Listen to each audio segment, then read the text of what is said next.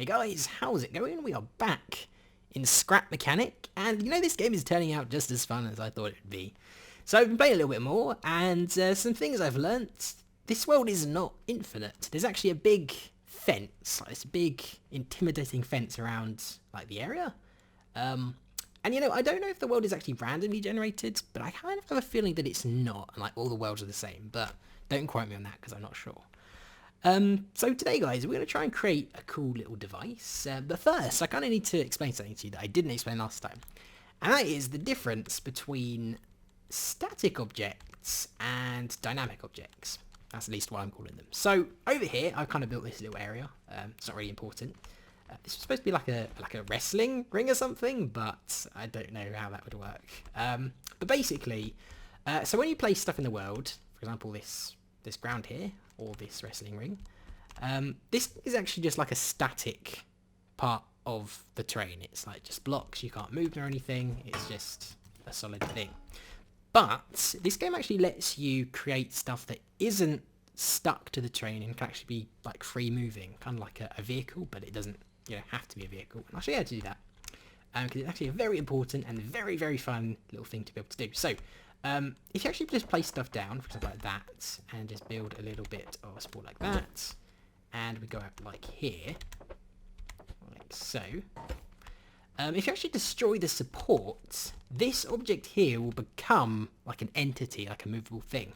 So if I just destroy this, because this game respects gravity, you see that actually drops and is not kind of like tied to the grid or anything. So if I just take my hammer and bash it around, you can see this thing is actually a movable thing, and you can just stick pretty much anything to this. We're going to just stick this engine to that, bash it around, and it starts moving around. This is a really, really powerful thing, and we're going to be using this today to create something hopefully pretty neat.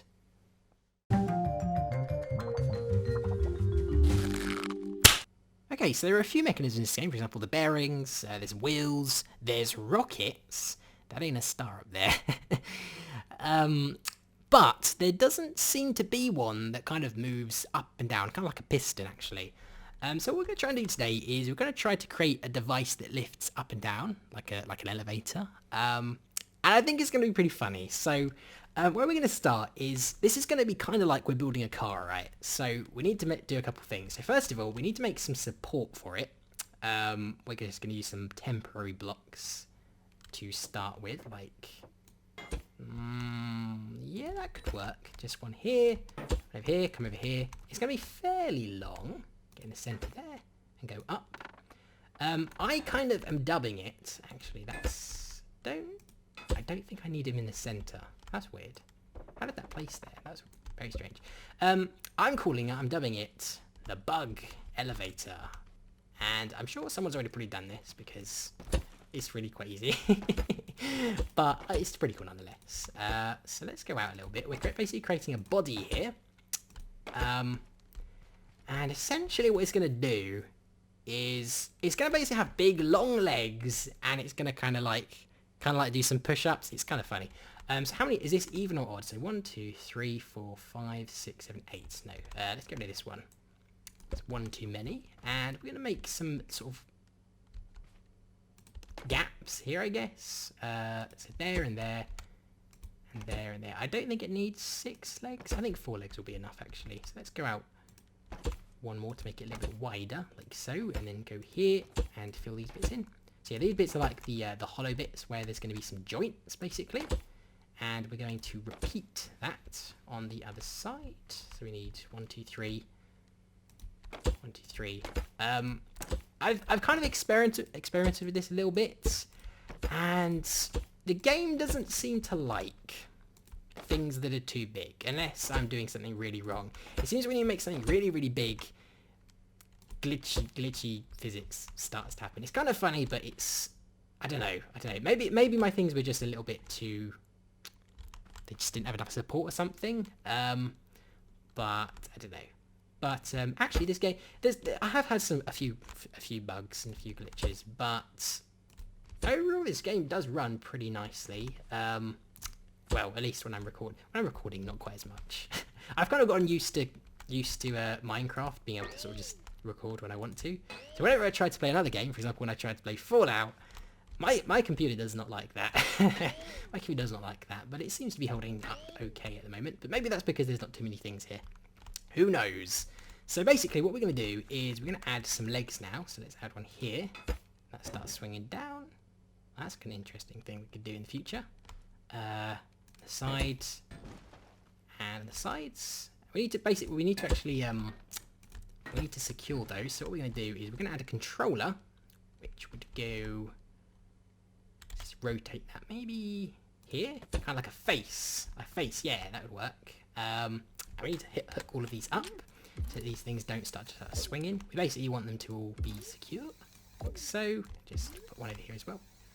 3, and this last one will be number 4.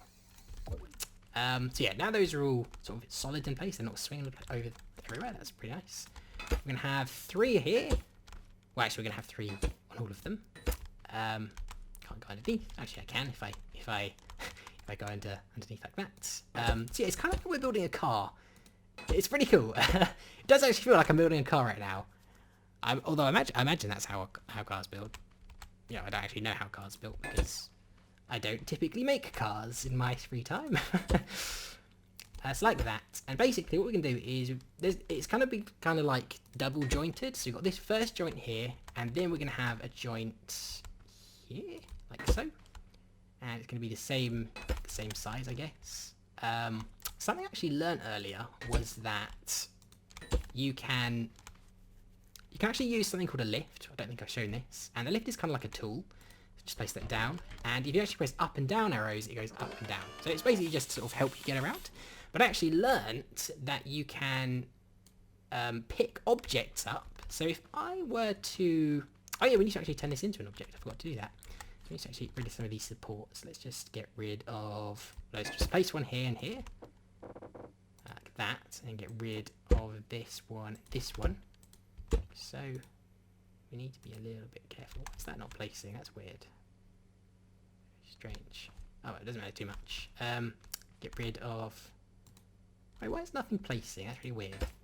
That's really strange. Whoa, that was weird.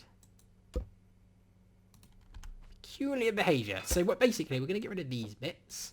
So that's now an entity, an object, a free moving object. And if you actually take the lift and you hold your hand and you left click on an object, you see it highlights. You can pick it up and relocate it. So I can relocate it over here if I wanted to. And that works pretty nicely. Now it doesn't have to be on those spots. But here's the cool thing, right? If I try and lift it up and down, it goes up and down. That is literally very... I was like, oh, that's really cool. Don't you find that really cool? Something about that just is really satisfying. I don't know what it is. So now we can actually like lift it up and down and kind of edit it as we like. That's really, really nice. It does really feel like I'm building a car. And I really, really like that. So we're going to add some legs here, here and here. And we're also going to give it some feet. So it has a little bit of support. I don't know how important that is, but I'm assuming that it wouldn't hurt to have feet. I guess we can have like kind of claw ones. What could we use? What we could use is... I think we'll use a normal building block. We'll just use wood because the creature is made out of wood, I guess. Duck down. Actually, we just go up. Da-da-da. May as well use the feature. And we'll kind of have little feet, just so it doesn't, you know, doesn't seem too spindly. That could work. So 1 behind the back and 1 and 2 in the front. So like that, and 2 in the front. Oh, I just placed a block on the thing. That was silly. Very silly. Let's go to that. And yeah, I think this isn't like a really complicated thing or anything. It's pretty simple. But I'm trying to work out ways. Like, people have probably figured it out already, but I'm trying to sort of figure out myself. I'm trying to figure out ways to kind of create sort of like vertical and horizontal movement with using like the thingamajiggies, the bearings. So okay, so that should work. Wait, no, it won't work because I haven't programmed the controller. Let's do that. Okay, so what needs to happen is, let's see. Okay, so number 1, as you can see, they're all numbered, like 1, 2, 3, 4, and in here it's numbered as well. So this needs to go negative, a rotation, and then positive. Okay, I think I understand how it's going to work then. So this one needs to go negative 90. We need to slow this down as well. just in case. And then wait a second, and then positive 90. And then the other ones do sort of like the reverse, I think. So this one will go positive 90, then negative 90, and this one will go positive 90, and negative 90. Again, I still don't entirely understand this, but I'm kind of just sort of assuming this is how it works. It seems to have worked so far. Let's brace ourselves. Oh, we need a button as well, actually, like a switch just to control it. Let's put that.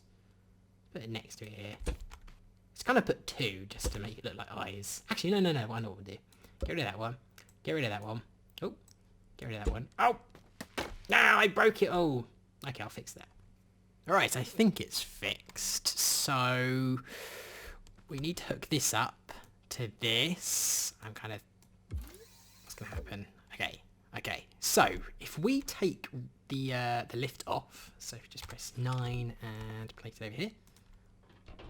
Okay, so now the ground. So what happens when I press this? I think it's going to spaz out a little bit. Oh no. Okay. Does that. Lifts up. Smushes at the top for some reason. And then it should stand back up. Let's have a look. Then it stands back up on its feet. Okay, so if I press the button again, let's test it once more. Goes down. And does it lift back up properly? Let's have a look. I think it will. Up it goes. And plop. That is very cool. So let's try and actually hitch a ride on that. If I just hop on. So. And then it will lift back up. Will you? Let's have a look. Yes. Okay. Well, that works pretty nicely. Is it moving left and right? It might be moving left and right because the terrain is a little bit uneven. But I mean, that works. That works pretty nicely. Yeah, I would definitely call that a success. It's definitely a cool little device. Oh yeah, I like it when things work. When stuff works, that is always nice. So yeah, we've learned how to do something, which is a success. If you've been playing this yourself and you have any suggestions on how to improve this, that would be very appreciated, to be honest. Because I'd like to kind of, like I said, create some kind of lifting system, and I think this is a nice first step. I saw that Impulse created like a tire-based lift, which was really cool. But maybe try to make something a little bit more stable. I don't know. But yeah, I hope you enjoyed this video, guys. If you did, a like is, of course, always much appreciated. Thank you very much for watching. I hope you're enjoying Scrap Mechanic, and I'll see you next time.